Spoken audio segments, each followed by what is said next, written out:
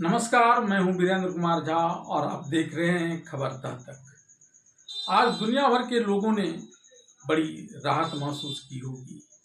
राहत इसलिए कि 40 दिनों से चला आ रहा ईरान तथा अमेरिका और इजराइल का युद्ध विराम की स्थिति में पहुंच गया है और इस पर 15 दिनों के लिए युद्ध विराम की घोषणा अमेरिका के राष्ट्रपति डोनाल्ड ट्रंप की तरफ से की गई है और इसमें ईरान की तथा इजराइल की भी सहमति जाहिर की गई है। पूरी दुनिया भर के देश, खासकर वे देश जो इसे लेकर ऊर्जा संकट से जूझ रहे थे, उन्होंने अपना ध्यान इस बात की तरफ लगाना शुरू कर दिया कि जल्दी जल्दी कैसे इस हार्मुज जलडमरू मध्य के रास्ते अपनी ऊर्जा ज़रूरतों को पूरी की जा सके, अपने जहाज जो वहाँ फंसे पड़े हैं उसे कैसे जल्दी से लाया जा सके। लेकिन पाकिस्तान को इसकी चिंता नहीं, उसने एक दूसरा ही राग अलापना शुरू कर दिया जिसका कोई औचित्य नहीं है। वह अपनी ऊर्जा संकटों से निपटने के लिए अपने जहाज लाने की जगह उसके प्रधानमंत्री शहबाज शरीफ यह घोषणा करने में लग गए कि उसने ही यह सीज फायर करवाया है। कितनी बड़ी हास्यास्पद बात है। अरे पाकिस्तान की हस्ती ही क्या है। लोग खुद वहाँ ट्वीट कर अपने ही प्रधानमंत्री पर ताना कस रहे हैं कि आप भले ही नोबेल पुरस्कार ले लीजिए ईरान तथा अमेरिका और इजराइल के बीच युद्ध विराम करवाने के लिए, लेकिन हमें तो तेल दीजिए, हमें तो गैस दीजिए ताकि हम खाना पका सकें, कुछ दूर की यात्रा कर सकें। इस युद्ध के दौरान पाकिस्तान की यह स्थिति थी कि वहाँ स्कूल, कॉलेज और कार्यालय को सप्ताह में 2 या 3 दिनों के लिए बंद कर दिया गया था। लोगों को आने जाने के लिए पेट्रोल पर, डीजल पर राशनिंग कर दी गई थी और एलपीजी का तो ठिकाना ही नहीं कि कब मिलेगा, नहीं मिलेगा।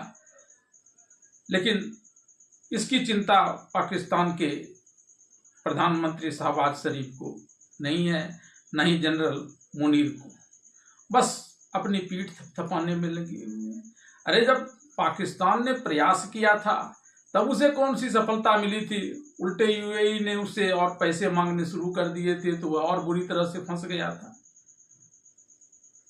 हाँ, यह बात जरूर है कि अमेरिका ने या इजराइल ने उसे इस प्रकार की बातें करने के लिए कही होगी, क्योंकि उसने जो एक ट्वीट किया था उसमें ड्राफ्ट शब्द आया है जो इस प्रकार से लगता है कि उसे अमेरिका या इजराइल ने इस प्रकार की बातें पोस्ट सोशल मीडिया पर करने के लिए कही होगी ताकि इन दोनों को भी अपना मुंह बचाना था, झूठा अहंकार दिखाना था।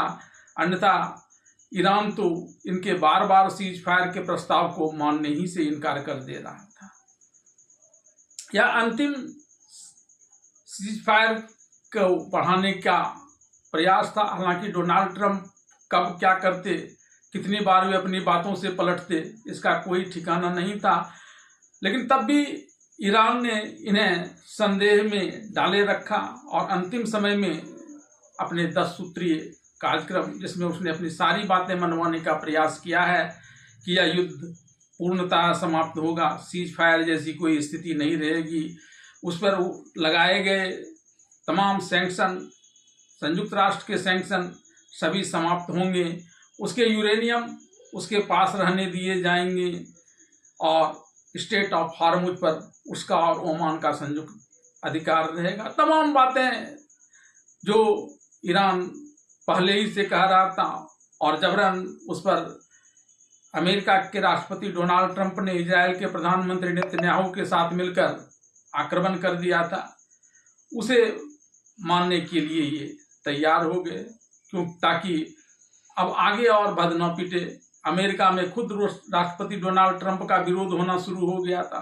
कांग्रेस से उन्होंने अनुमति नहीं ली थी, पेच वहां भी फंस सकता था और आने वाला मध्यावधि चुनाव में भी उनके लिए खतरा हो सकता था। तो पाकिस्तान की क्या हैसियत थी कि वह अमेरिका और इजराइल जैसे शक्तिशाली राष्ट्र को इस बात के लिए राजी कर सके। जब इजराइल ने फिलिस्तीन पर हमास के विरुद्ध आक्रमण किया था तो लाख फिलिस्तीन की बातें करते थे, लेकिन कहाँ इजराइल को रुकवा पाया था पाकिस्तान, कहाँ सीज फायर करवा पाया था। और यहाँ ईरान के विरुद्ध अमेरिका से करवा लेगा, कोई कल्पना नहीं। लेकिन उसे अपनी पीठ थपथपानी है। हाँ, इसमें वह मोहरा जरूर बना है और यह मोहरा दोनों तरफ से बना है। एक तरफ अमेरिका या इजराइल का, जैसा कि उसके ड्राफ्ट से जाहिर हो गया, और दूसरी तरफ चीन का, क्योंकि चीन पर इसका जबरदस्त प्रभाव है पाकिस्तान पर, और वह जो बातें करवाना चाहता है पाकिस्तान के जरिए आसानी से करवा सकता है। पाकिस्तान की इतनी हिम्मत नहीं कि वह चीन के शी जिनपिंग के किसी भी बात का अनदेखी कर दे, वरना वो भयानक उसके आर्थिक चंगुल में तो फंसा हुआ है ही, और बुरी गत कर देगा चाइना। तो उसने भी इसके जरिए अपनी बातें करवाने की, क्योंकि ईरान पर चीन का जबरदस्त प्रभाव है। उसने इस युद्ध की स्थिति में भी तमाम सैंक्शंस के बावजूद ईरान से तेल खरीदना जारी रखा, और इस प्रकार से उसने आर्थिक मदद की, जिसके बदौलत वह 40 दिनों तक ईरान अमेरिका और इजराइल जैसे शक्तिशाली राष्ट्र के विरुद्ध युद्ध में डटा रहा, और मुस्तैदी से डटा रहा। भले ही इसके कई टॉप कमांडर, सुप्रीम कमांडर, जो सुप्रीम लीडर कहे जाते हैं, वहाँ अयातुल्ला खामनेई की हत्या हुई, मुर्तजा घायल हुए, और कई सैन्य तथा अन्य प्रमुख पदाधिकारियों की हत्या की गई, लेकिन वह झुका नहीं। यहाँ तक कि जब अमेरिका ने उसे धमकी दे डाली कि उसके सारे, अगर सीज फायर की शर्तों को नहीं माना तो उसके सारे जो पूल है, इंफ्रास्ट्रक्चर है, उसको तबाह कर दिया जाएगा, तो आम जनता ईरान की वहाँ श्रृंखलाबद्ध मानव श्रृंखला बनाने में जुटकर अपना शौर्य का प्रदर्शन किया और एकजुटता दिखाई, जिसके आगे अमेरिका और इजराइल को भी नतमस्तक होना पड़ा, और उसका नतीजा इस सीज फायर के रूप में आया है। अव्वल इस मामले में अगर कोई जिम्मेदार है सीज फायर कराने का, तो वह सबसे बड़ा जिम्मेवार ईरान, अमेरिका और इजराइल खुद है, जो इस युद्ध से थक गया था। तबाह हो गए थे ये तीनों ही देश, और किसी तरह से चाहते थे कि नाक कटने से बच जाए, तो ये हर हाल में युद्ध को टालने का प्रयास करेंगे, और उसी का एक प्रतिफल यह सीज फायर के रूप में आया है। हाँ, इसमें रूस और चीन की जबरदस्त भूमिका रही है।